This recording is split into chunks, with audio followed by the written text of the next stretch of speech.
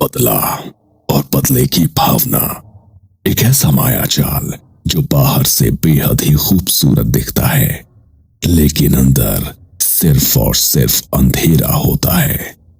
धीरे धीरे नफरत इंसान की सोच को खा जाती है, उसकी आंखों से सच छीन लेती है और दिल में जहर भर देती है।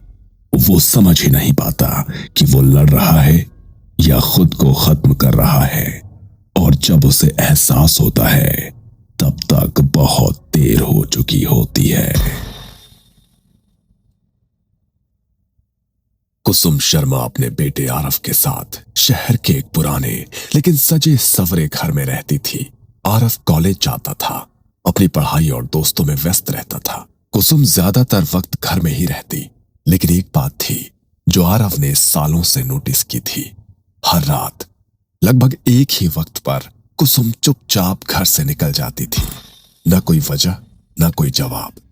आरव जानता था कि उसकी मां रात में घर पर नहीं होती, लेकिन उसने कभी सवाल नहीं किया, क्योंकि मां की आंखों में वो अजीब सी चमक देख चुका था जिसके बारे में सवाल पूछना आसान नहीं होता। एक दोपहर आरव अपनी दोस्त नेहा को घर लेकर आया। मां, ये नेहा है, कॉलेज की दोस्त, नोट्स लेने आई है। कुसुम ने पहली बार नेहा को देखा। साधारण सी लड़की, साफ आंखें, भोली मुस्कान। कुसुम मुस्कुराई। आओ बेटा, बैठो। चाय लोगी या कुछ मीठा? नेहा सोफे पर बैठ गई। कुसुम सामने बैठी और बातों बातों में पूछने लगी। तुम्हारा पूरा नाम क्या बताया तुमने? नेहा सिन्हा आंटी। सिन्हा? अच्छा, तुम्हारे पापा क्या करते हैं? पापा विवेक सिन्हा प्राइवेट कंपनी में है। कुसुम की उंगलियों ने कुर्सी को कसकर पकड़ा। आवाज भी नॉर्मल थी, लेकिन अंदर कुछ हिल चुका था। अच्छा, और मूल रूप से कहाँ के हो तुम लोग? गांव से ही आंटी, वही चंद्रपुर। वही गांव। कुसुम का भी वही था। अब शक गहरा हो चुका था। और तुम्हारी मम्मी? रिया सिन्हा, वो भी पापा के साथ उसी कंपनी में काम करती हैं। एक पल के लिए कुसुम ने आंखें बंद की, सांस गहरी ली और फिर बिना कुछ कहे उठकर किचन की तरफ चली गई। किचन में जाते ही उसके चेहरे पर एक कातिल मुस्कान आ गई। थोड़ी देर बाद वो प्लेट में मिठाई लेकर लौटी। घर की बनाई मिठाई है बेटा, खाकर देखो। नेहा ने मिठाई खाई और मुस्कुराई। उसे क्या पता था ये सिर्फ मिठाई नहीं थी। कुछ देर बाद आरव नोट्स लेकर आया और नेहा के पास बैठ गया। आरव बेटा, दोस्त बहुत प्यारी है तुम्हारी। आरव ने शर्मा कर नीचे देखा। तुम दोनों बस दोस्त हो या कुछ है तुम दोनों में? नेहा और आरव दोनों शर्मा गए। नेहा नोट्स लेकर उठी। थैंक यू आंटी, फिर मिलेंगे। नेहा दरवाजे की तरफ बढ़ी ही थी। जरूर आना बेटा, अब तो ये घर तुम्हारा अपना ही है। नेहा मुस्कुराकर चली गई। आरव, कहीं तुम्हारा और नेहा का कुछ चक्कर तो नहीं? मां, ऐसा कुछ नहीं है, वो बस मेरी एक अच्छी दोस्त है। मुझे तो वो बहुत पसंद आई। ऐसी लड़की बहू बने तो घर भर जाए। आरव बिना कुछ बोले शर्मा कर अपने कमरे में चला गया। उसे नहीं पता था उसकी मां ने उसी पल एक फैसला कर लिया था। उस दिन के बाद नेहा का आरव के घर आना जाना बढ़ गया। कभी नोट्स के बहाने, कभी प्रोजेक्ट्स के लिए, और कई बार बिना वजह के बस कुसुम से मिलने के लिए। कुसुम हर बार उसे बड़े अपनेपन से मिलती, उसके लिए खुद मिठाइयां बनाती और जाते वक्त जरूर कुछ न कुछ पैक करके देती। अपनी माँ को भी खिलाना बेटा, खास तुम्हारे लिए बनाई है। नेहा हर बार सिर हिलाकर हामी भर देती। वो मिठाई घर ले जाती और रिया को अपने हाथों से खिलाती। धीरे धीरे आरव और नेहा एक दूसरे के और करीब आने लगे। कॉलेज के बाद लंबी बातें, भविष्य के सपने, और कुछ ही महीनों में वो प्यार में पड़ गए। कॉलेज खत्म होते ही कुछ महीनों बाद एक शाम आरव नेहा को लेकर घर आया। मां, मैं नेहा से शादी करना चाहता हूं। कुसुम ने उसकी तरफ देखा, चेहरे पर खुशी दिखाई, लेकिन आंखों में कोई और ही चमक थी। उसी दौरान नेहा ने धीमी आवाज में एक और बात कही। आंटी, मेरी मम्मी की तबीयत ठीक नहीं रहती, खाना पचता नहीं, बहुत कमजोर हो गई है। डॉक्टर भी कुछ साफ नहीं बता पा रहे हैं। ये सुनते ही कुसुम के मन में अजीब सी खुशी दौड़ गई। वो जानती थी कि जो मिठाइयां रिया तक पहुंच रही थी, अब उनका असर दिखने लगा था। इसके बाद सब कुछ धीरे धीरे बदलने लगा। रिया की हालत दिन प्रतिदिन बिगड़ती चली गई। नेहा का ज्यादातर वक्त अब अस्पताल और घर के बीच बीतने लगा। आरव से मिलना कम होने लगा। फोन पर भी बातें छोटी और थकी सी होने लगी, और हर बार जब आरव बेचैन होकर ये बातें कुसुम को बताता, माँ, नेहा की मम्मी बहुत बीमार है। कुसुम के हाव भाव बदल जाते, उसकी आंखों में अजीब संतोष छलकता। एक रात कुसुम फिर घर से निकली। इस बार आरव ने उसके कमरे की तलाशी ली। उसे उसके कमरे में कुछ अजीब चीजें मिली।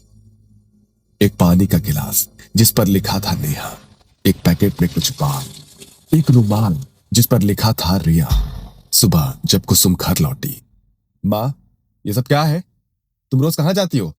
कुसुम कुछ पल चुप रही, फिर हंसने लगी।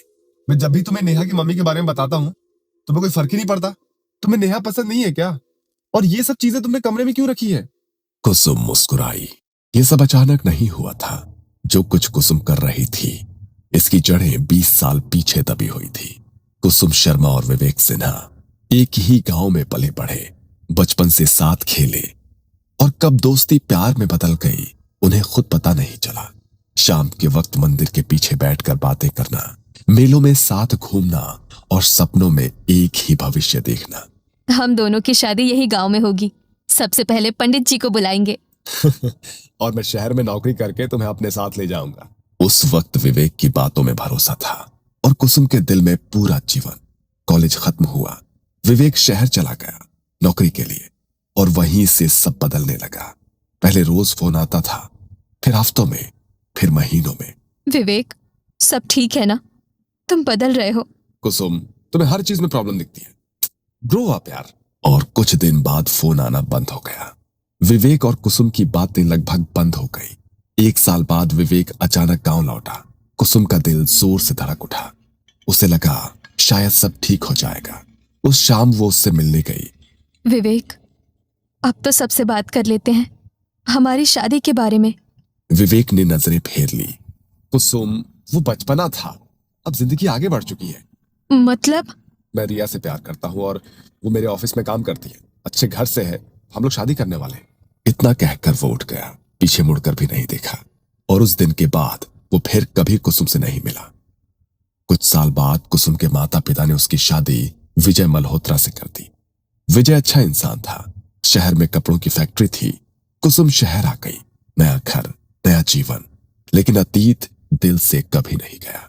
जब आरव सिर्फ 2 साल का था, फैक्ट्री में आग लग गई। विजय उस आग से जिंदा नहीं लौट पाया। एक ही पल में कुसुम विधवा हो गई। वो रोई नहीं, वक्त ने उसे रोने का मौका ही नहीं दिया। बचपन से आज तक उसने आरव को अकेले बहुत कष्टों से पाला। और फिर कुछ महीने पहले एक दुकान में कुसुम की नजर अचानक विवेक पर पड़ी। वो अकेला नहीं था, उसके साथ उसकी पत्नी रिया थी। विवेक ने भी कुसुम को देखा, ना कोई शर्म, ना कोई पछतावा, ना कोई पुरानी पहचान का अपनापन। उस पल कुसुम का दिल टूटा नहीं, सुलग उठा। उसे सबसे ज्यादा ये बात चुभी कि विवेक ने एक बार भी नहीं पूछा कि कैसे हो, जिंदगी में क्या हुआ। उस दिन कुसुम ने फैसला कर लिया, उसकी हर खुशी मैं छीन लूंगी विवेक, जैसे उसने मेरी छीनी थी। बचपन में उसने गांव की बूढ़ी औरतों से कई कहानियां सुनी थी काले जादू के बारे में। किसी ने धागा बांधा, किसी ने कुछ खिलाया, और किसी की पूरी दुनिया उजड़ गई। तब उसने हंसकर टाल दिया था, लेकिन अब उसे वही रास्ता सही लग रहा था। वो छुप छुप कर काले जादू का प्रशिक्षण लेने लगी। हर रात घर से निकलती और अंधेरे में अपने अंदर के अंधेरे को और गहरा करती। और जब उसे पता चला कि नेहा विवेक की बेटी है, तो उसे लगा भगवान ने खुद उसे बदले का रास्ता दिखा दिया है। मिठाइयाँ, बाल, नाम लिखा गिलास, रुमाल, ये सब इत्तेफाक नहीं था, ये सब मैंने ही किया है। इतना ही नहीं, मैंने ही नेहा को तुमसे प्यार करने पर मजबूर किया है। मेरी दी मिठाई खाकर ही वो तुम्हारे प्यार में पड़ी है। और जब तुमने उससे शादी की जिद पकड़ी, मैंने जानबूझकर रिया को बीमार कर दिया, ताकि नेहा अपनी बीमार माँ को छोड़कर तुमसे मिल ही ना पाए। शादी की बातें, भविष्य के सपने, सब कुछ महीनों के लिए टल जाए। मैं चाहती हूँ पहले रिया टूटे, फिर नेहा, और आखिर में विवेक। रिया बीमार पड़ चुकी है, दवाइयाँ बेअसर हो रही है, और अब पीछे हटने का कोई रास्ता नहीं है। रिया अब ज्यादा दिन की मेहमान नहीं है। आरव रात भर सो नहीं पाया था। अगली सुबह आरव का फोन बजा। आरव, मेरी मम्मी नहीं रही। आरव आरव के हाथ से फोन छूटते छूटते बचा। उसकी आंखों के सामने अंधेरा छा गया। वो दौड़ता हुआ कुसुम के पास गया। माँ, रिया आंटी मर गई। अब तो बस कर दो। अब तो तुम्हारा बदला पूरा हो गया ना। कुसुम की आंखों में एक अजीब सी ठंडक थी। नहीं आरव, अब नेहा की बारी है। यह सुनते ही आरव फूट फूट कर रो पड़ा। माँ, मैं हाथ जोड़ता हूँ, नेहा को बख्श दो माँ, नेहा को बख्श दो। मैं किसी से कुछ नहीं कहूंगा। रिया आंटी को मारकर तुमने विवेक को तोड़ दिया है। प्लीज अब रुक जाओ। बस अब रुक जाओ माँ। लेकिन कुसुम के चेहरे पर जरा भी पिघलन नहीं थी। नेहा को भूल जा। मैं उससे अच्छी और सुंदर लड़की तेरे प्यार में फंसा सकती हूँ, अपने वश में करके। नहीं माँ, मैं नेहा से प्यार करता हूँ, प्लीज। उसने जोर से दरवाजा बंद किया और आरव को कमरे में कैद कर दिया। कई हफ्तों तक आरव कॉलेज नहीं गया। नेहा को चिंता होने लगी। एक शाम वो खुद आरव को ढूंढती हुई उसके घर पहुंच गई और कुसुम इसी पल का इंतजार कर रही थी। कुसुम ने दरवाजा खोला। आओ बेटा, अंदर आओ, तुम बहुत थकी हुई लग रही हो। नेहा अंदर आई। उसकी आंखें सूजी हुई थी। रिया कैसी थी आखिरी दिनों में? नेहा की आंखों से आंसू बहने लगे। पहले उन्हें उल्टियां होने लगी, फिर कुछ भी खाती तो सब बाहर निकल जाता, कभी कभी खून भी निकलता। कुसुम ध्यान से सुन रही थी। हर शब्द जैसे उसके दिल को ठंडा कर रहा था। पापा ने हर बड़े डॉक्टर को दिखाया, पर किसी की दवा काम नहीं आई। आखिरी दिन मम्मी ने जोर से चीख मारी और बस वो शांत हो गई। उस पल कुसुम के चेहरे पर सुकून उतर आया। कुछ देर बाद, खाना खा लो बेटा, मैं भी तुम्हारी माँ हूँ। नेहा मना नहीं कर पाई। ये वही खाना था जिसमें तंत्र मंत्र से तैयार आखिरी जहर मिलाया गया था। खाना खाते ही नेहा की आंखें भारी हो गई। वो बिना आरव से मिले घर लौट गई। अगली सुबह कुसुम ने आरव का कमरा खोला। कल नेहा आई थी, बहुत बातें हुई हमारी और वो खाना खाकर चली गई। आरव को अजीब सा डर लगा। उसने नेहा को फोन किया। फोन विवेक ने उठाया। नेहा बहुत बीमार हो गई है, ठीक वैसी ही हालत है जैसी उसकी माँ की थी। आरव दौड़कर नेहा के घर पहुंचा। नेहा बिस्तर पर पड़ी थी, कमजोर, डर से कांपती हुई। आरव, मैं मरना नहीं चाहती, मेरी मम्मी भी ऐसे ही तड़पी थी, मुझे बचा लो। आरव कुछ नहीं कर पाया। वो घर लौटा और माँ के पैरों में गिर पड़ा। माँ, अब बस करो, मैं तुमसे भीख मांग रहा हूँ माँ, प्लीज। लेकिन कुसुम नहीं मानी। कुछ ही दिनों में नेहा की भी मौत हो गई। जब ये खबर आई, कुसुम के चेहरे पर एक भयानक मुस्कान थी। लेकिन आरव ये सब सह नहीं पाया। जब कुसुम कमरे में पहुंची, आरव पंखे से लटका था। उस पल उसके हाथ कांप गए। विवेक की जिंदगी तो उसने बर्बाद कर दी थी, लेकिन अब उसकी अपनी दुनिया भी खत्म हो चुकी थी। उसे उस बाबा की याद आई। काला जादू बर्बादी की राह है, ये किसी को नहीं बख्शता। और आज कुसुम के पास कुछ भी नहीं था। अगले कुछ दिनों में उसका दिमागी संतुलन पूरी तरह से टूट गया। वो कभी रसोई में बैठकर मिठाइयां बनाती रहती और कहती, रिया, खा लो। नेहा, ये आखिरी है।